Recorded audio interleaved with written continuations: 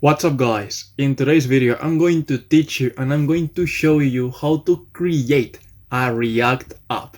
And in this app we are going to load things from the server that we implemented in a previous video. So this is going to be very complete, and yeah, let's get to that. So what is the first thing that we have to do? First of all, I have to tell you that here you have my GitHub, and I will leave this in the description because it's the code that we are going to implement. So having this said, now what we have to do is that simple. So what do we have to do? We have to create the app. So how do we do this? You open a terminal, it doesn't matter what type of terminal, and here you are going to write the following command: npx create react app. And now you are going to give it a name, front end. For example, I'm going to create front end. This is going to take a little bit of time, and taking into account that my computer is not the best one, it will take more. So what we are going to do while that is that we are going to open our server, the one that we created, the REST one, and we are going to make it work. So how do we do this? By the way, if you have not, look, if you don't have that, let me open, oh my god. If you don't have that server, you can come here to my GitHub, and I think is, if you come here, somewhere, here you have it, REST server tutorial. So this is the server, and you can basically download it and you can continue the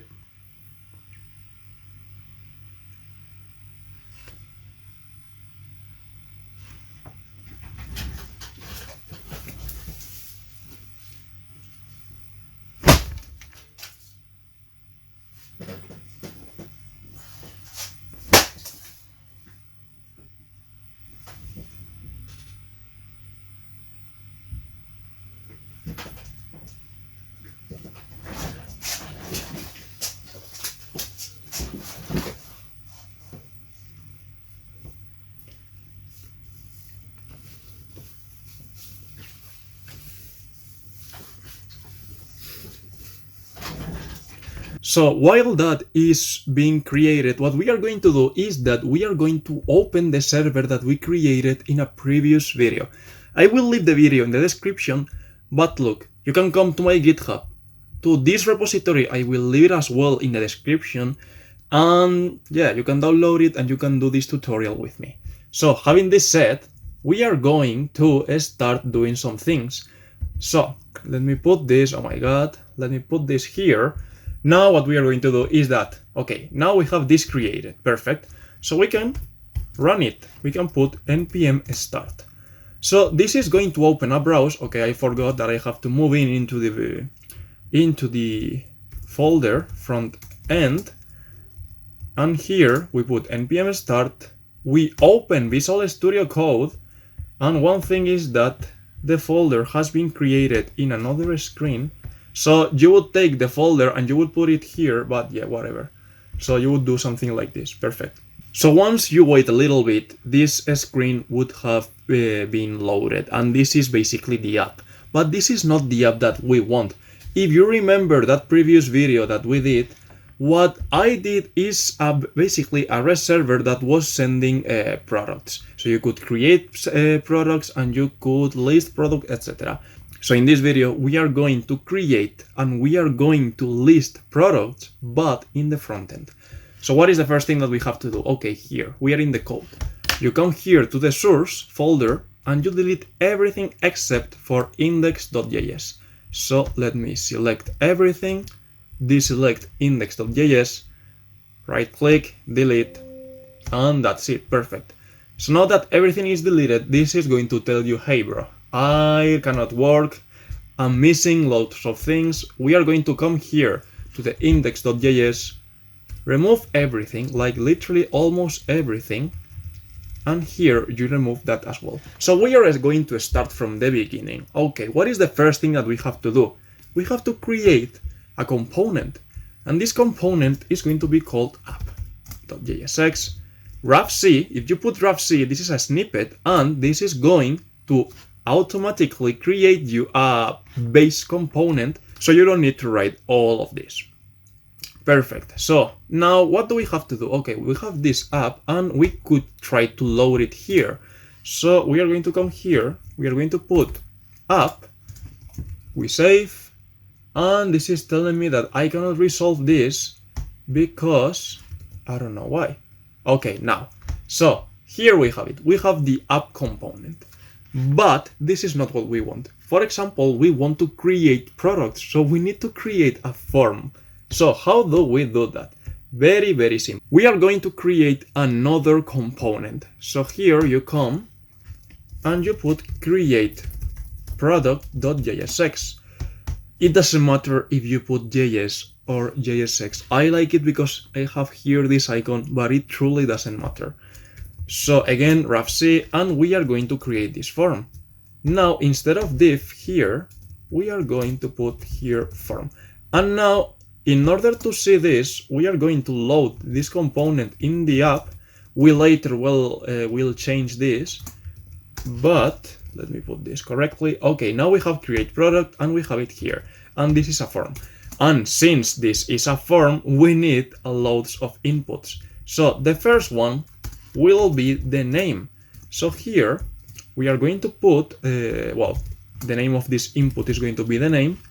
Then we are going to put a description. So we are going to use a text area, and the name of this field is going to be, let me put here, description. The name is very important, you will see that later. And finally, we have the price. So this is going to be an input, and the name is going to be price. So, okay, we have this, perfect. But now we are missing some things. So for example, the name, we could put here a max length of 20 characters. Here in the description, we could do the same, max length of, 300 characters. And here in the input, we could do the same, but this input is special. This is a numeric input. So we are going to do the following, type number, and here we should also put the type, but in this case, it's not a number, it's text. Perfect. So now here we have this, and here we could put a max value, which could be 2000. Remember that in the previous video, actually the maximum value that a product could have was 2000. But look, this is not looking very beautiful. We will change the styles soon, but we are going to also add some labels. So here we are going to put name. Here we are going to put description. And finally here we are going to put price. And I missed one input, which is the submit button. So here we are going to put, let me put here value equal to create. This button is going to say create. And here what we are going to put is type submit. Perfect. So we have more or less the HTML, but it's looking horrible. So how do we style it? We can style it with CSS. So we are going to create a file called styles CSS. And in order to say, to this app, hey, use this file, which is going to contain all the styles. In order to say that, it's very simple. You come here, for example, to the index.js, and you say, okay, import the styles.css. If you are wondering what is this is basically look inside this folder for this file, styles.css. And for example, we can start putting some styles. So here we are going to say, okay, all the forms are going to be like this. They are going to say, well, they are going to be a display flex. The flex direction is going to be a column. And the align items are going to be centered. So here, look, look how this changed in just a second. It looks way better. So what we can do is that now, for all the labels in the app, since the app is going to be very small, it's okay to do this, but when you have different type of forms, different type of labels, you usually use classes, but we will use them later. So here, we are going to put margin top, and for example, 20 pixels. And for example, let's separate also this button. But if we put here input just like this, nah, it is going to put a margin to everything. Indeed, let's try it. Margin top 20 pixels. You can see that also here, but I don't want this. I just want it in this type submit button. So how do we do this? You can select this by saying, okay, only in the type submit button, put that margin. So now you can see that it looks very nice. Okay, so now we have to start putting some logic because we have here all this, but how do we take the data? It's very simple. We are going to use a hook which is called the useState. This hook is used to save the state of not a component, but for example, variables of a component. Here we need a state to save the name, the description, the price, etc. So how do we do this? Here, as you saw, I used the snippet, but here we are going to import the useState, and here you have to give an initial value to an object. What we have here is, okay, here for example, let's put an empty object. Now this first variable has this empty object, and you use this, which is a function, to change the state of this object, the first one. So yeah, this is the initial state of the state. This is actually the state, and this function changes the state. So here we are going to put, okay, name, which at the beginning is going to be this. We are going to put a comma here, and here we are going to put description. This is important. This the name of this entry in the object must be the same as it is here, this name. And this is truly very important. And finally, we are going to put price. Perfect. So now here we can destructure this as well and say, okay, let's take all this and let's put it here. Perfect. So now we have all this. And now, what if I want to see what do we have in the name and log? Let's put here a console log and let's print all this. So we take it, we put it here. Let's open this, the console, and look, if we update the page, you can see that we have the name, the description, and the price. But what if I start writing? Nothing is changing, but we want this to change. How do we do this? Indeed, the inputs and the text area as well has one, I don't know how to call it, like attribute or yeah, one parameter, which is called onChange. So here we have to send a function that is going to do something when this input changes. So for example, when this input changes, we want to change the name. How do we do this? Okay, look. First of all, we have to define that function. So here we are going to put handle change. Perfect. So whenever you put something here, for example, let me create an empty function here. So if we put here onChange and we create a function, this function receives an event, which can be called E. And look what this event has. This event has loads of things. So now, if the text area changes, and you can see that this is the event. But from this event, we don't want all this. We just want the target. And here the target contains all the information we need. For example, the value, which is what is written inside here.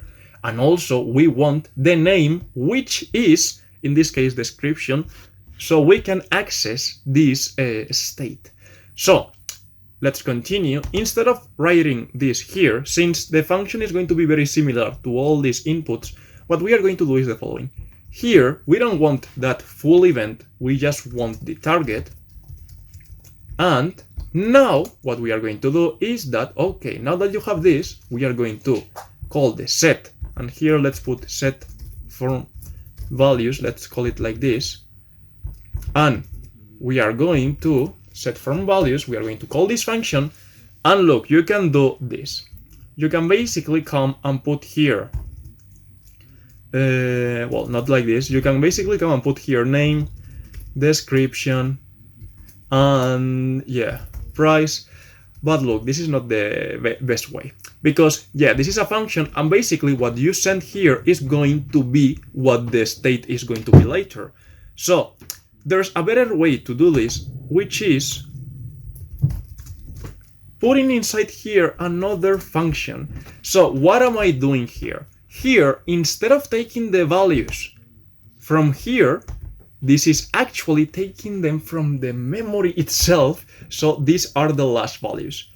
In this example, it may seem that, why would you use this? But really, trust me, this is better because you take the actual value. So here, what we are going to do is that, okay, now that we have this, we are going to set the state. So we are going to return a function, well, the object, and we are going to say, okay, I want the values like they are, but I'm going to change target name. For example, if we are changing the description, this will go to the description entry, and here we are going to put the value. Perfect. So I think that we have some mistakes here. Okay, is that simple, that handle change, and yeah. So now what we can do is that we can put this on every input. And now we just simply put here a console log, and well, we have it already there just to test. So let me put here this. You can see that this is now empty. And what if I put here an A? Oh wow, now this changed. What if I put here, I don't know, 1, 2. 1, 2, here the first one was 1, 2. You can see that this is going very fine because every time we are changing something, we are basically storing it. Perfect. So that part is finished. So what do we have to do now? We have to actually create a product. We have to send a petition to the server. So for example, we press this, and look, we don't want this, that it changes this. No, we don't want this. We want this front end to work in another way. So what we want, first of all, is that whenever we press this button, it doesn't do what it's supposed to do. It does another thing that we are going to tell. So here you can put onSubmit, and we are going to create a function called handle submit. Perfect. So here we are going to declare that function, const handle submit. Again, this function receives an event, and here we need the full event because there's a function which is a prevent default. So it doesn't do whatever it's supposed to do. So for example, changing the location. So now if we press this, you can see that this doesn't, well, it didn't happen what it happened before. So what do we have to do now? Now, basically, we have to send a petition to the server to create the product. But first of all, I forgot, here we are going to put another element, which is going to be an error message. So here, error message. And with this, I think that you are going to understand in a better way the useState. So here const, let me put here error message, and here error message, set error message. And this, we are going to use the hook useState. And look, the initial state of this is going to be an empty string, but whenever there's an error, we are going to call this. So for example, we are going to say here, set error message to hello. So now, if we press create, hello. So this is basically just using a variable, having here the reference of the variable, and having here this function that changes the value of the variable. Not exactly that, but very similar. So yeah, now we have to send the petition. How do we send the petition here? That's simple. We are going to use the fetch function. So first of all, you have to know that you have to put the direction, the address, and the address is localhost, and remember that the backend was in the server, well, in the port 4000. So then we are going to access to the, I don't remember the word, but we are going to access to the products, and we need to create a product. And if you remember that video, we were using the post method. So now the next argument is some options. So here we are going to put method, and this is going to be post, then headers, and we are going to put one header. Well, this is an object, and the header is content type. This T is with capital letters, and this is an application JSON. Because we are going to send a JSON, and in the body of this petition, remember that the product was in the body, we are going to send JSON stringify, and now this function is going to create a string from the object that we are going to send, which is this one: name, description, and finally price. Perfect. So look, there are two ways of using the fetch, because this function is asynchronous. You can do the following. You can here create this function, make this handle submit asynchronous, and then use this, for example, response here like this, and use the await. So what this means is that this is telling to React, hey, this function is asynchronous. So now wait until this has finished. Because if you don't put here a wait, what this is going to do is that it's going to send the petition, and that's it. So, it will do whatever it has to do, but the code will continue. If you put the await, here it will send the petition, but you will wait here until you get a response. So, next what we can do, first of all, let's print the response, and let's see what happens. So, let me create a product, create, and I think something is going bad. Connection refused. Let me check if I have, I forgot to tell you that we have to open this thing. So you have to come here to the REST server. Let's take this. And we open this terminal. This has been opened in the other screen. cd, we put this, node, and we put index.js.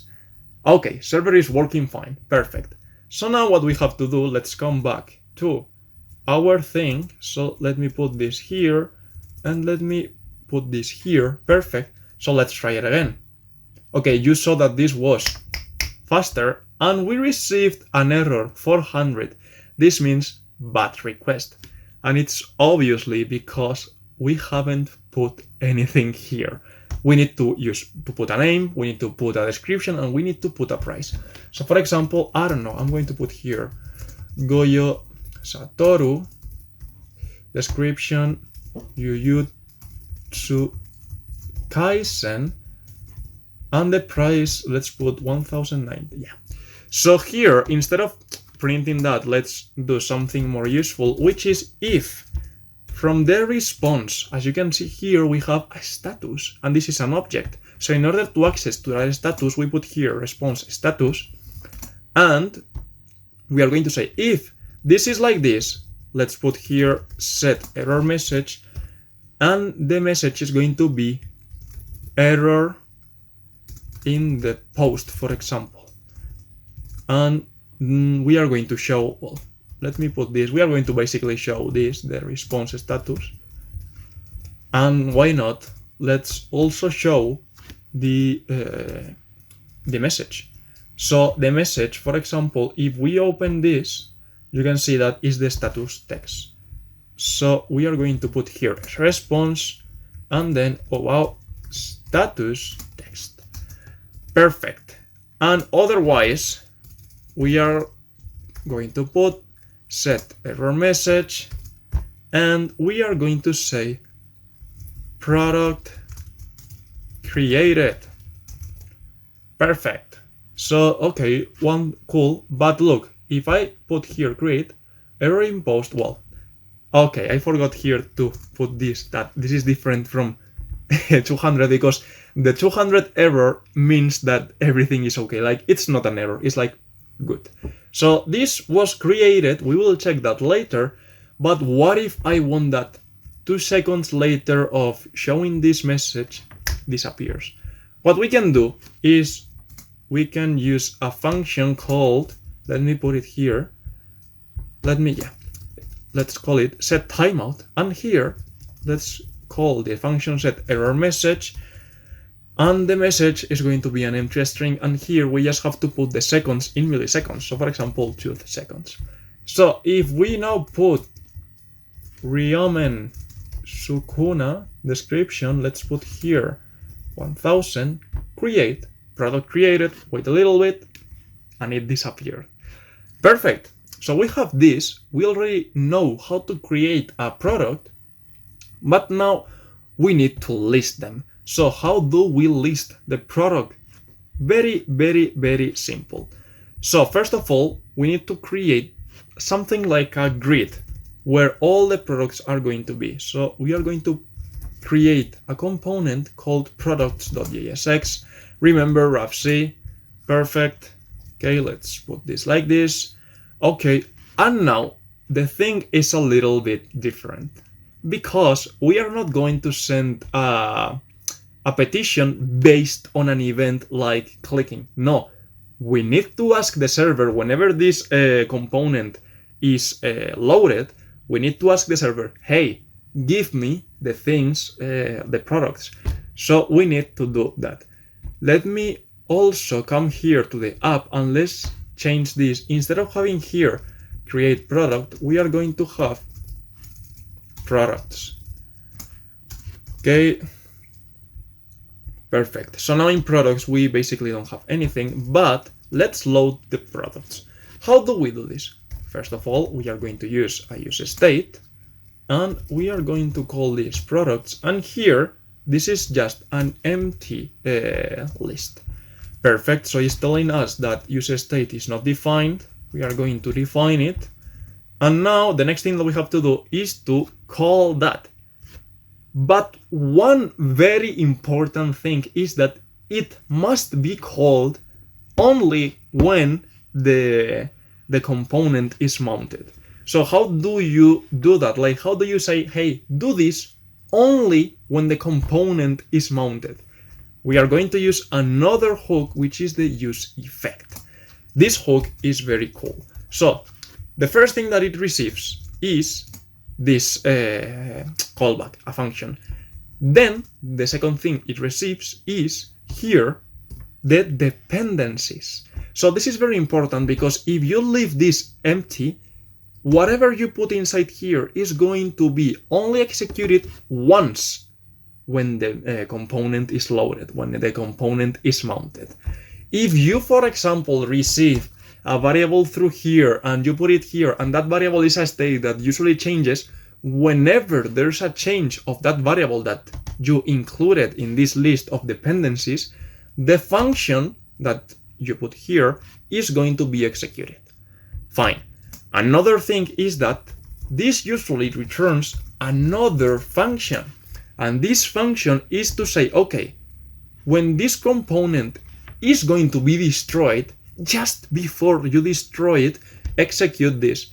So for example, if you loaded an image or whatever in the front end, in the Chrome, for example, and you don't want it to be there, for example, it's too big, and whenever, well, if you close the component, basically you are going to say here, okay, let's destroy that image so we don't use that memory.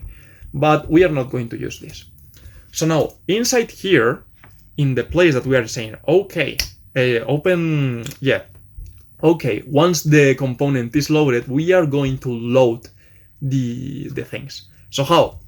Again, we are going to use the fetch.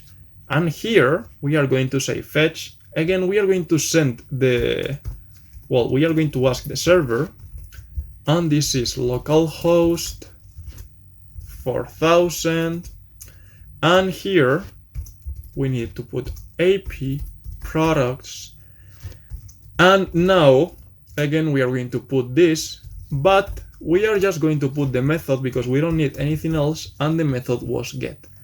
But now one thing happens. Do you remember that this function is asynchronous? I told you that you could put this function as it was asynchronous.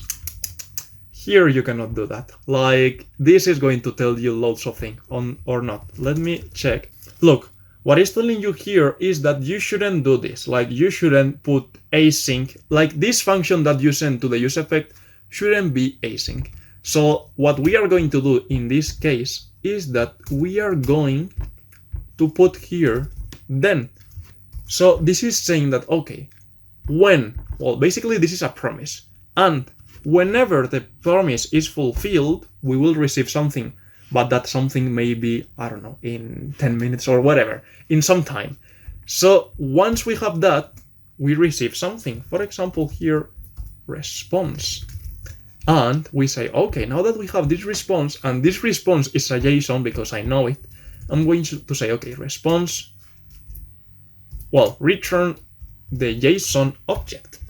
And this function as well is asynchronous. So what we are going to do is that we are going to say, okay, once you have the JSON, we receive the response. Well, we basically receive let's put here products because these are the products. And we are going to use the set products and put here prods. Okay, that's very nice. The string as a function. Oh, I don't know what is happening right now. Let me update this. Perfect. And now let's print the products. Okay, and you can see that this is very fine. Okay, so you can see here that we have the products. And now what we have to do is the following. So here we are going to use this products variable. Let me remove this and let's say, okay, products, and use the map function, which will return something. And in this case, this something, let's put here product.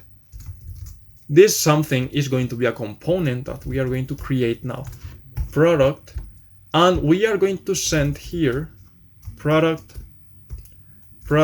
well, not a string, an object, and in this case is that product. Okay, perfect. So it's telling us, hey, product doesn't exist.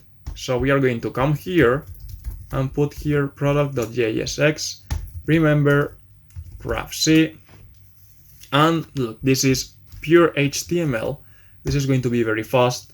So here we receive a product, and well, indeed from the product we don't need everything, we just need the name, the description, and the price. And here we take it from product, we are destructuring the product. And look, it's just basically putting here, let's put here class name because we are going to give this a style. And let's say, okay, this is a product. And okay, H2 is going to have the name. Then P with the thing bolded is going to have the price, and finally the description is going to be in this P. So we are going to put here description.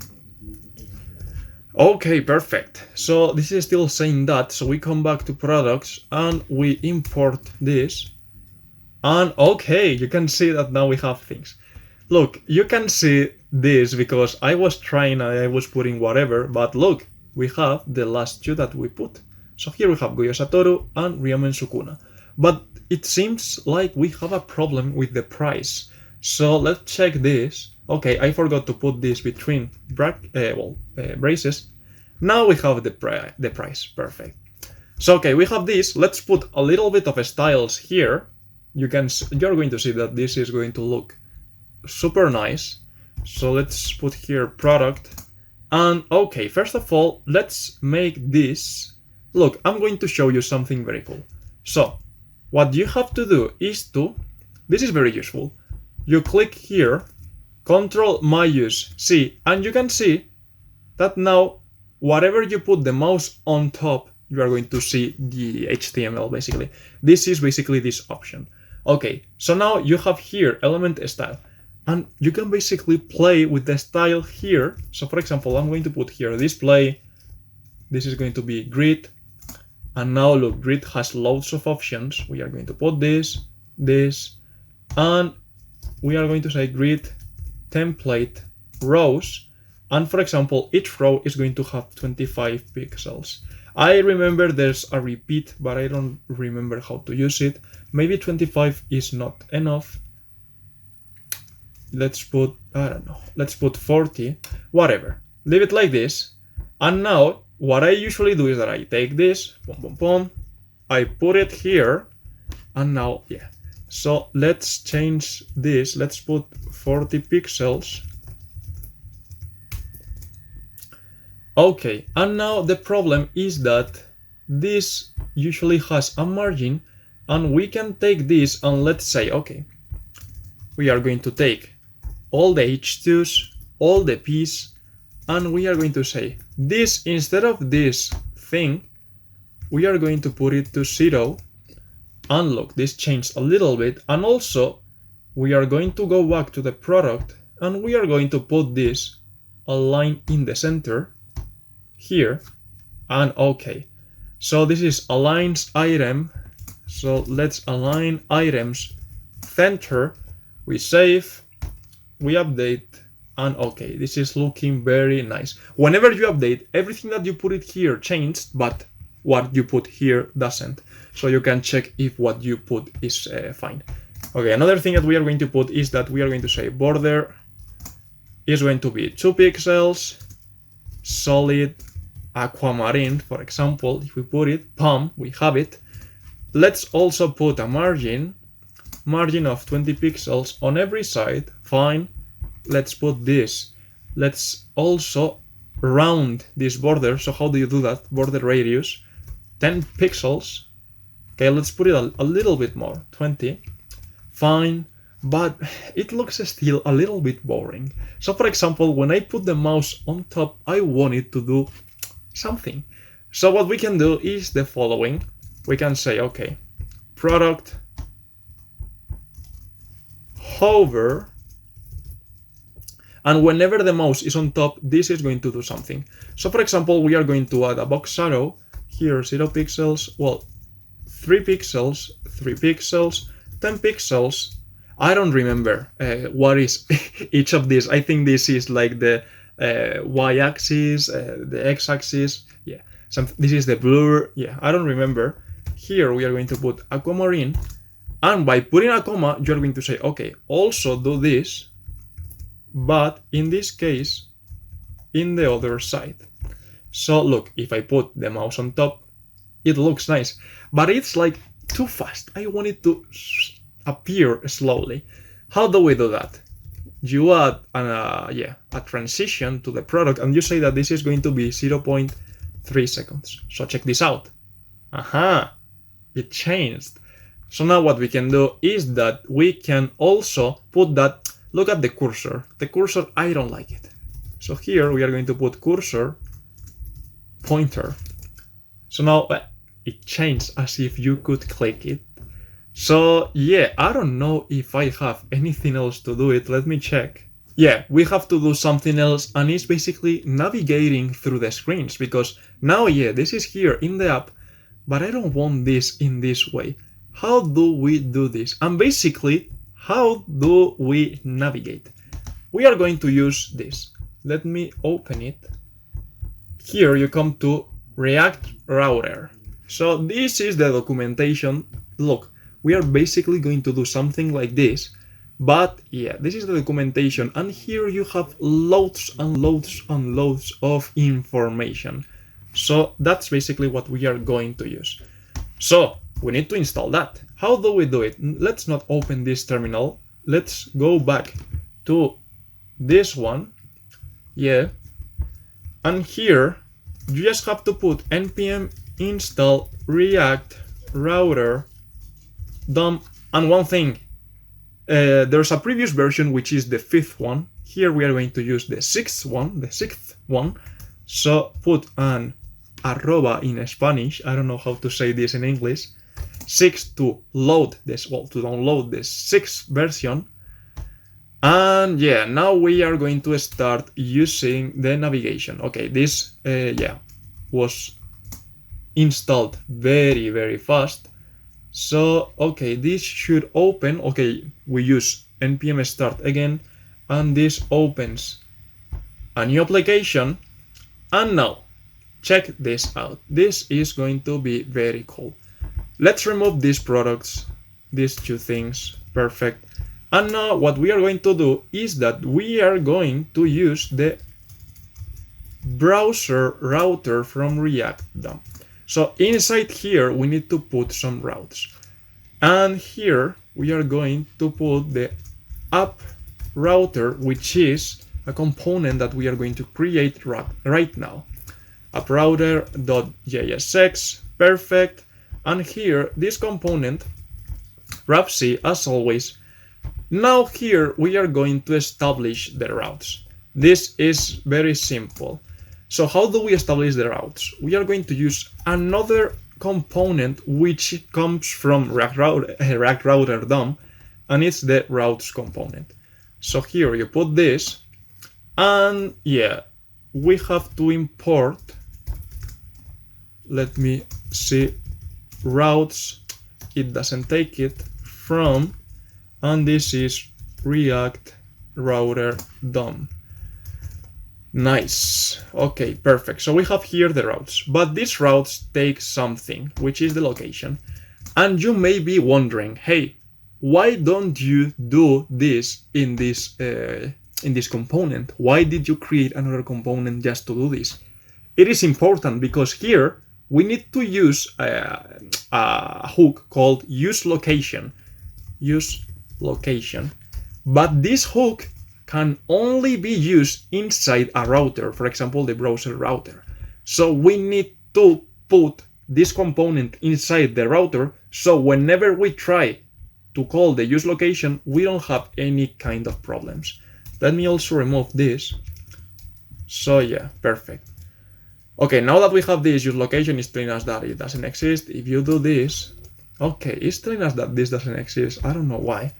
Let me put this app router, perfect. And I'm very, let's use location. I'm very amazed that this doesn't take the useLocation, whatever. So you can take it like this, put it here, that's fine. And now the routes here take the location, which is basically what we loaded, and they take a key. You can put here as a key the path name. So here, location path name. Fine. But now we don't have anything loaded. What we are going to do is that we are going to do the following. We are going to put here route, a new route. And now this is very similar to when we were creating the REST server. So we are saying that, hey, when we are in this page, load something. When we are in the other page, load another thing. So here, route path, we need to set the path, which is, for example, products. This is going to display all the products. Element, here we put the element, and which element it was the products element, well, component. That is very nice. I shouldn't have saved. And here, let's put here create product, and this is the create product component. So this is telling us that route is not defined. Let's take it, let's put it here. And now let's create like a top bar in which we go to the places. Because for example, if we put here, I will be able, create product, you see that we come here, but I don't want to be writing this here. And the thing is that with the navigation, you will see that this will not load. Like it will load, I don't know how, but in a strange way. So how do we do this?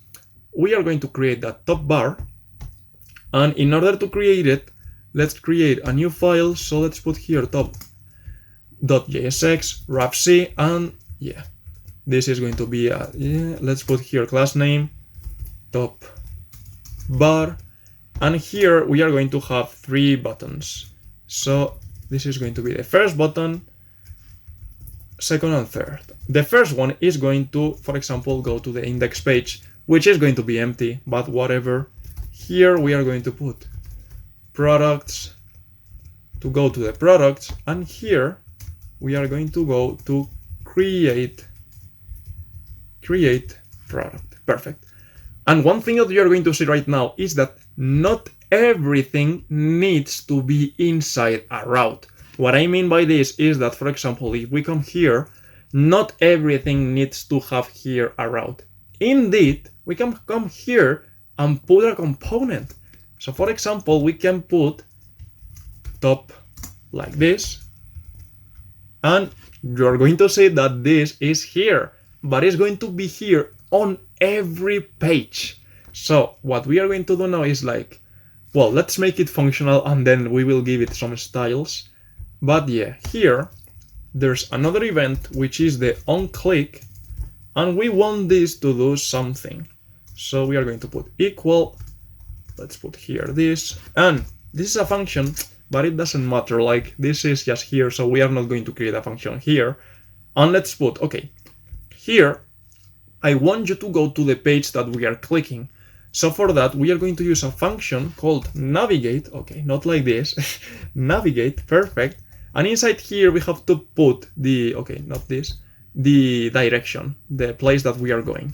So this function comes from the useNavigate. I don't know why this is not loading.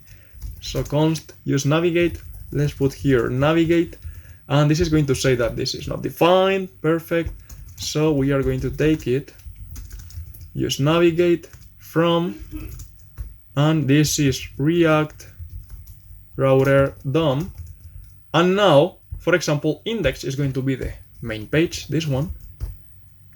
Products is going to be the, okay, let's me, yeah, products page. And here, create product is going to be the create product. Perfect. So if I click here, boom, we are going here.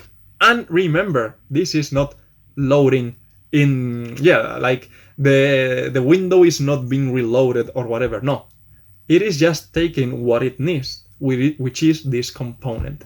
So yeah, you can see that now this is looking very, very nice.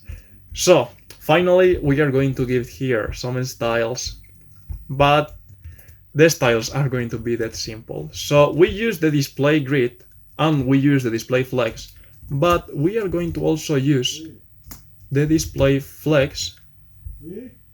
Let me put this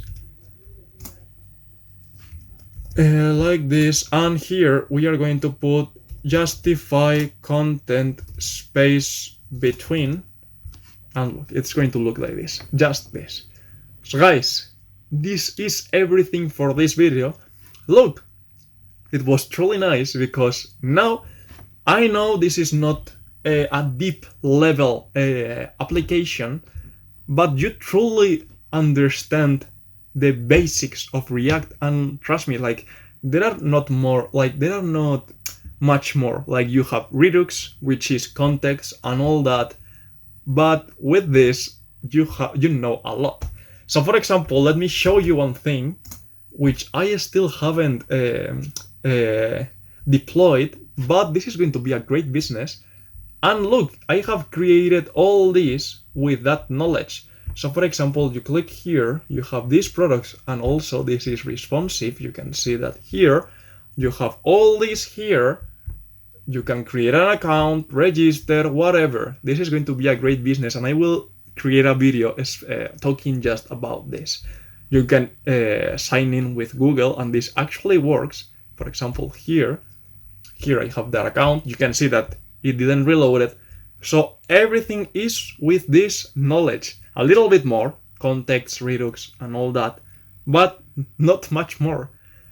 So yeah, guys, I hope you enjoyed this video. And if so, give it a like, share, subscribe, and see you in the next one.